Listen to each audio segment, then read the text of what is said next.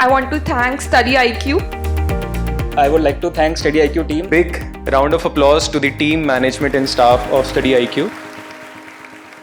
समय हमेशा गतिशील रहता है, ऋतुएं बदलती हैं और जैसे हम शीत ऋतु में प्रवेश कर रहे हैं तो पोल्यूशन की प्रॉब्लम की समस्या की वजह से काफ़ी सारी थोड़े सिंड्रोम्स या बीमारियां आ रही हैं। यूपीएससी एस्पिरेंट्स की अगर हम बात करें तो वहाँ पर एक बड़ी कॉमन बीमारी हमें देखने को मिल रही है।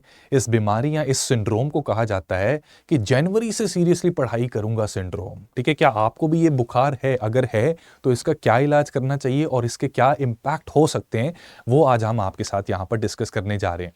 तो देखो दोस्तों, यूपीएससी में ना 3 तरह के कैंडिडेट्स होते हैं, ये ध्यान से समझ लेना। आप में से जो लोग इस बीमारी से ग्रस्त है ना, उनको पता है अपना अपना कि जनवरी से सीरियसली तैयारी करूंगा syndrome. Please understand this very carefully. 3 तरह के एस्पिरेंट्स हैं।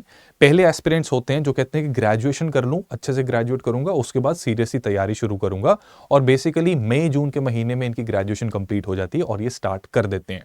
इस साल की कैंडिडेट्स की अगर बात करें, इनमें से बहुत से लोगों ने सीरियसली तैयारी शुरू कर दी है।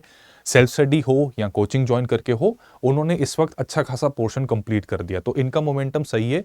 सलाह यही दूंगा कि सीजन के चेंज से, फेस्टिवल सीजन के आने से अपने मोमेंटम को लूज मत होने देना।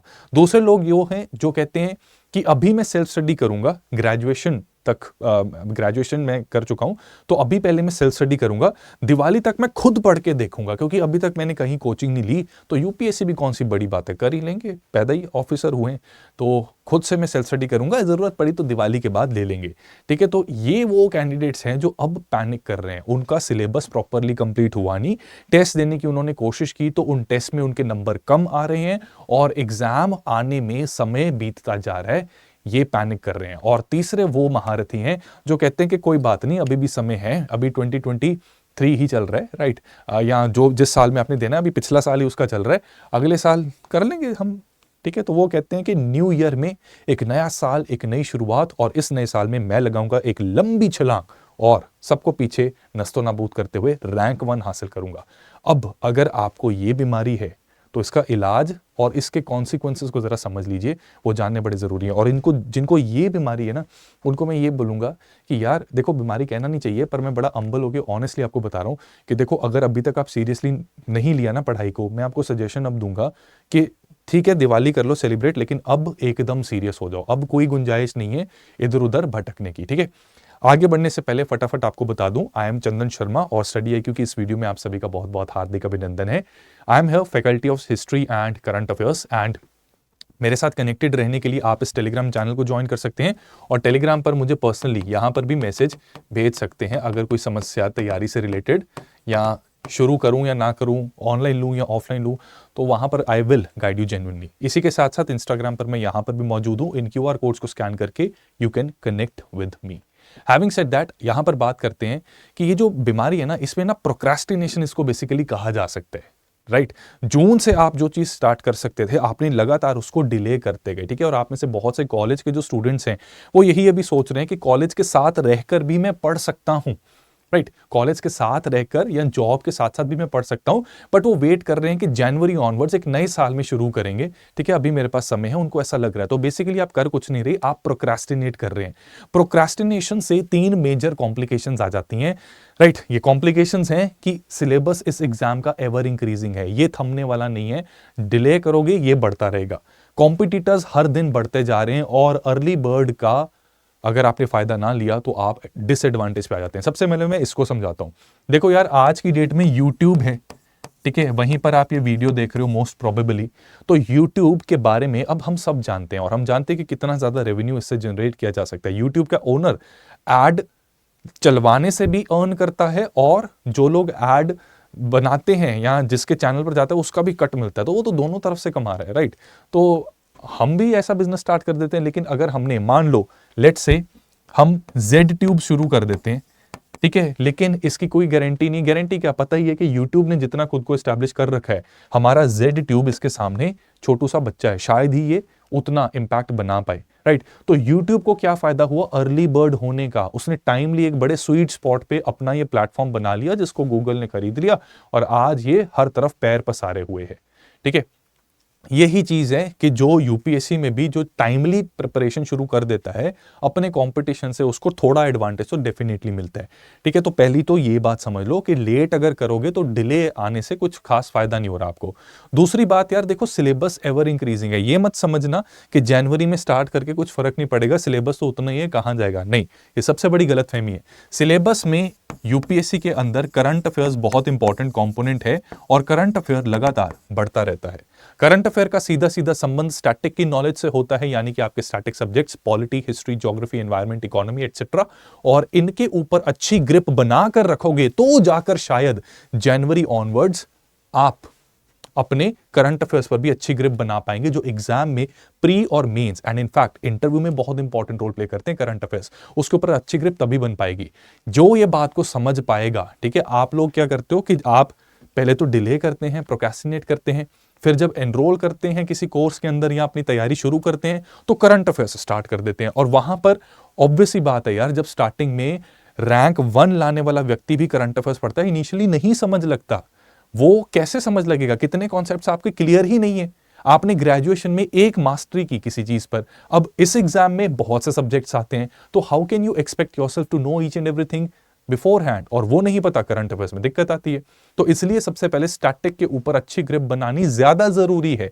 वो ग्रिप अगर अच्छी है, रेपो रेट पता है, रिवर्स रेपो रेट पता है, आर्टिकल 128 पता है, प्रेसिडेंट की पावर्स पता है, right, so on and so fourth, तो उसके बाद करंट में ये इन चीजों का जब रेफरेंस आएगा आपको ऑटोमेटिकली पता लग जाएगा। ठीक है, तो जितनी जल्दी स्टार्ट करोगे स्टैटिक उतना स्ट्रॉन्ग, करंट अफेयर्स की अच्छी ग्रिप, राइट, एंड आपके एग्जाम में फायदा होगा। ठीक है, फिर ये सवाल नहीं पूछना पड़ेगा कि कब से लेके कब तक करंट अफेयर्स करें। आपको पता होगा कि मैंने तो तैयारी काफी पहले शुरू कर दी थी, मोर देन 1 ईयर अगो।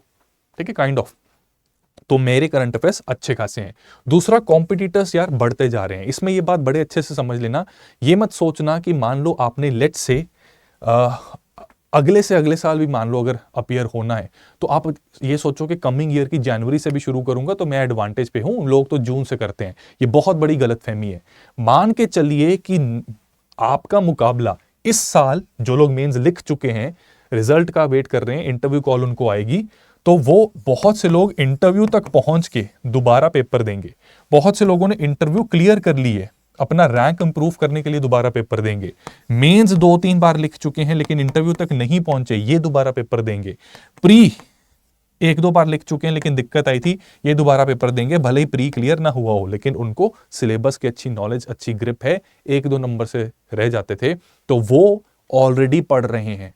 तो आपका मुकाबला इन लोगों के साथ है, गैप को क्लोज करना है। तो अगर प्रोक्रेस्टिनेट करते रहोगे, डिले करते रहोगे, जनवरी की वेट करते रहोगे, तो गाड़ी निकल जाएगी भैया, गाड़ी स्टेशन छोड़ के चली जाएगी, राइट। तो ये रिस्क मैं सजेस्ट करूंगा कि आप लोग ना लें।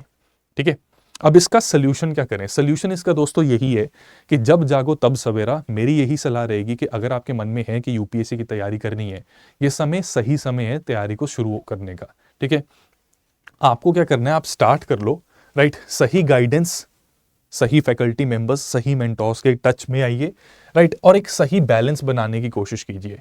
तैयारी स्टार्ट कर दीजिए। मेरी सलाह रहेगी कि जैसे आप में से कई लोग कॉलेज गोइंग स्टूडेंट्स हैं या जॉब कर रहे हैं, तो उनको एक समस्या आती है कि वो दिल्ली नहीं आ सकते या अपनी स्टेट्स की राजधानी में जो कोचिंग सेंटर्स होते हैं उनको ले नहीं सकते। ठीक है, तो इसमें सबसे पहली बात मैं बता दूं कि देखो, बहुत से लोग कहते हैं कि यार बिना कोचिंग के भी हो जाता है। ये गलत है कहना।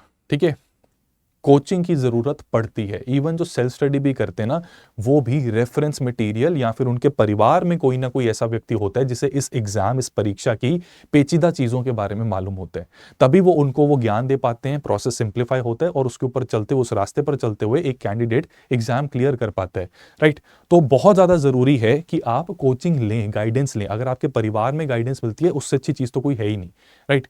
लेकिन अगर नहीं है तो मैं सलाह दूंगा that you can rely on certain online institutes और online coaching centers, right? Study IQ उनमें से एक है, तो हम भी ये ऑनलाइन कोचिंग देते हैं और इसमें हमारा ऑब्जेक्टिव यही रहता है कि दूर दराज के इलाकों में बैठे हुए व्यक्तियों को हम एक्यूरेट गाइडेंस दे सकें। तो हमारी लाइव क्लासेस और मेंटरशिप की मदद से आपको इसमें काफी फायदा मिलता है, राइट। तो गाइडेंस भी मिल गई, क्लासेस आपकी स्टार्ट हो गई, बहुत सारी चीजें इसमें आपको मिलेंगी और राइट बैलेंस बनाने की कोशिश करेंगे। इसमें हमने बैलेंस क्या बनाना है कि जो चीज हमने क्लास में पढ़ी तो वो क्लास में मैक्सिमम क्लैरिटी मिल जाए। घर आके अगर आप कॉलेज जा रहे हैं, जॉब कर रहे हैं, तो उसमें मान लो 1 घंटा भी रिवाइज किया ना तो इसकी वैल्यू पड़ जाए कि अच्छी रिवीजन हो जाए, राइट। वो 10-10 12-12 घंटे हर कोई नहीं दे सकता, तो उस हिसाब से ये बैलेंस बनाने की जरूरत है, राइट। स्टैटिक और करंट में बैलेंस बनाने की जरूरत है, सिलेबस, प्रीवियस ईयर क्वेश्चन और अपनी बुक्स के बीच में बैलेंस बनाने की जरूरत है। तो ये सारी चीजें स्टडी आईक्यू आपको प्रोवाइड कर रहा है, ठीक है। स्टडी आईक्यू कैसे प्रोवाइड कर रहा है कि हमारी जो लाइव क्लासेस हैं हमारे कोर्स के अंदर, कोर्स है हमारा P2I GS फाउंडेशन बैच, इसका 3rd बैच हम लॉन्च कर रहे हैं, राइट। तो जो लोग दिवाली के बाद सीरियस होने वाले बच्चे भी हैं उनके लिए भी ये कोर्स है, और जनवरी वालों के लिए मैं बोलूंगा अपनी इस बीमारी का इलाज अभी कर लो, ठीक है। जनवरी तक वेट की बहुत बहुत पीछे रह जाओगे। यूपीएससी में एक एक मार्क, आधे आधे नंबर के लिए लड़ाई होती है, तो 2 महीने का डिले लाना घातक साबित हो सकता है। मेरी तो यही सलाह रहेगी, लेकिन आप अपने जीवन के जिम्मेदार खुद हैं, तो आपको जो सही लगे अल्टीमेटली आप वही कीजिएगा, ठीक है।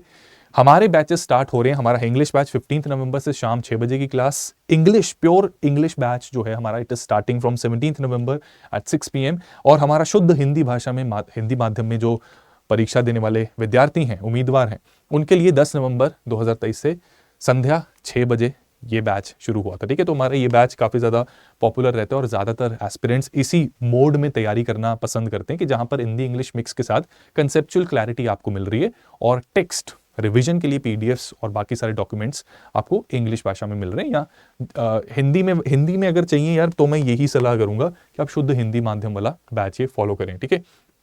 अब यहां पर हमारी क्लासेस टाइम बाउंड है, ठीक है। सेल्फ स्टडी में सबसे ज्यादा प्रॉब्लम ये आती है कि जो लोगों ने कहा ना कि जून से वो सेल्फ स्टडी कर रहे हैं, दिवाली आ गई, सिलेबस नहीं कंप्लीट हुआ, उनमें डिसिप्लिन नहीं आ पाता। लैक ऑफ डिसिप्लिन की वजह से अब तक उन्होंने अपने समय को सही से यूज नहीं किया, तो ये प्रॉब्लम यहां नहीं आएगी। इधर टाइम बाउंड तरीके से हमने अक्टूबर 2024 तक, ठीक है, ये पूरा का पूरा जो सिलेबस है इसको कंप्लीट कर देंगे, राइट। आपको उसके बाद answer writing practice revision classes चलेंगी अक्टूबर 2024 तक। Your entire syllabus will be absolutely done, right. तो ये एक एडवांटेज है टाइम बाउंड क्लासेस का। इसी के साथ साथ आपको 1-to-1 मेंटरशिप मिलेगी, राइट। अगर मान लो आपकी पर्सनल कंडीशन है जहां पर जॉब या कॉलेज में होने की वजह से टाइम मैनेजमेंट में दिक्कत आ रही है, कोई पेपर आ गया, उस समय पर क्या करें, आपकी ये कंडीशन यूनिक है, इंडिविजुअल है, इसमें एक जनरल परसेप्शन के हिसाब से आप नहीं चल सकते। वहां पे उस व्यक्ति की गाइडेंस आपको जरूरी है जिसको इस एग्जाम का एक्सपीरियंस है, एंड सेकेंडली उसके साथ आपकी डायरेक्ट बातचीत है। तो 1-to-1 मेंटर्स हम आपको एलोकेट करते हैं। इस बैच में जो भी व्यक्ति आता है उसको एक मेंटोर अलॉट किया जाता है और वो किसी भी तरह का डाउट इस मेंटोर से रिजॉल्व करवा सकता है, चाहे वो टेक्निकल डाउट हो, पढ़ाई से रिलेटेड, बुक्स की स्ट्रैटेजी, टाइम मैनेजमेंट। तो ये यहां पर काफी बेनिफिट आपको मिलता है। अलॉन्ग विद दिस, आपकी मान लो एग्जाम के समय पर कोई क्लास मिस हो जाए, या मान लो आप जॉब कर रहे हैं, किसी एक दिन पे थोड़ा वर्कलोड ज्यादा है, ऑफिस में लंबे समय के लिए आप बैठे हैं, तो रिकॉर्डेड लेक्चर्स अवेलेबल नहीं है, लाइव क्लास नहीं लगा पाए, तो उस केस में रिकॉर्डेड लेक्चर्स आप लगा सकते हैं, ठीक है। If you haven't accessed live classes, वो नहीं लगा पाए, तो रिकॉर्डेड लेक्चर्स अवेलेबल हैं इस बैच के अंदर, ठीक है।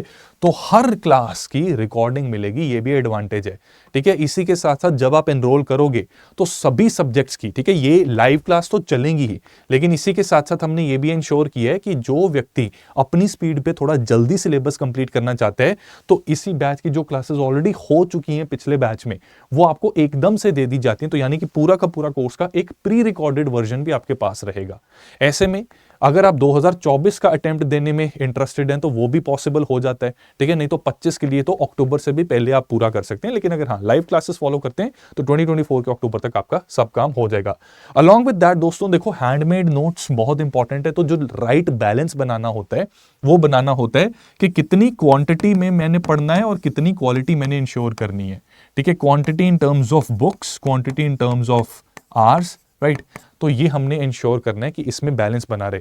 तो कॉलेज गोइंग या वर्किंग प्रोफेशनल्स के लिए जो समस्या आती है वो ये आती है कि उनके पास सेल्फ स्टडी के लिए टाइम लिमिटेड होता है। तो ऐसे में अगर 3 घंटे की क्लास लगेगी तो वो शायद 1 घंटा डेली बेसिस पे सेल्फ स्टडी को दे पाएंगे, राइट, या 2 घंटे दे पाएंगे। तो ऐसे में आपका काम यहां पर भी हम आसान कर रहे हैं। क्लास के बाद आपको PDF डॉक्यूमेंट, क्रक्स और हमारी तरफ से बनाए हुए हैंडमेड नोट्स प्रोवाइड किए जाते हैं। एक एग्जाम्पल दूं अगर मैं हैंडमेड नोट्स की, राइट, सो ये मेरी हिस्ट्री की क्लासेस हैं, ठीक है। हिस्ट्री की क्लासेस में कुछ इस प्रकार से आपको हैंडमेड नोट्स प्रोवाइड किए जाते हैं, ठीक है। ब्रिटिश कॉन्क्वेस्ट ऑफ इंडिया का ये चैप्टर है और यहाँ पर these are the handmade notes, ठीक है, क्वाइट वेल प्रिपेयर्ड। तो अगर आपने क्लास लगा ली है, उसके बाद आपको ये नोट्स मिल गए हैं, तो पूरी क्लास को रिवाइज करना बहुत आसान हो जाता है कि 3 घंटे की क्लास फिर इन हैंडमेड नोट्स को पढ़ के आधे घंटे में रिविजन हो जाती है। तो 3 घंटे की क्लास आपने लगाई, राइट, तो उसके बाद just with in half an hour आपकी अच्छी खासी तैयारी, अच्छी खासी प्रिपरेशन हो जाती है। तो यहां पर भी एक एडवांटेज है। तो आप ओवरऑल देख सकते हैं कि प्रोक्रेस्टिनेशन से बचा जा सकता है, ठीक है, प्रोक्रेस्टिनेशन से बचा जा सकता है और जनवरी तक बात डिले ना करें तो बेहतर रहेगा। तो जल्दी करें, स्टडी आईक्यू का 15 नवंबर से जो बैच स्टार्ट हो रहा है इसमें एनरोल करें और CS लाइव कोड का इस्तेमाल करने से आपको मिलेगा इसके ऊपर सर्वश्रेष्ठ डिस्काउंट और ये ऑफर सीमित सीमा तक ही वैलिड है, ठीक है, सिर्फ 16 नवंबर तक ये वैलिड रहेगा। उसके बाद आप इसका फायदा नहीं ले पाएंगे, उसके बाद ये प्राइस काफी महंगे हो जाएंगे।